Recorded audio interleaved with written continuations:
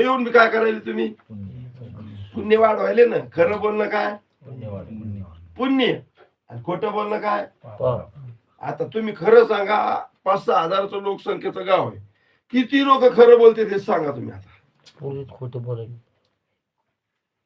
काय हे समजे लोक काय बोलतात, खोटं मी दे आहे, मी या नावाचा आहे. खरं बोलणं का खोटं.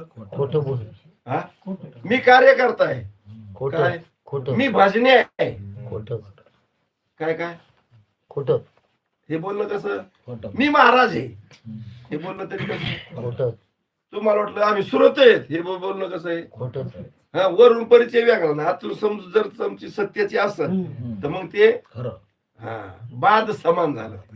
काय झालं बरोबर आहे की नाही. रात्री पाहिलं ना पण बाद समान अधिकार. काय बाद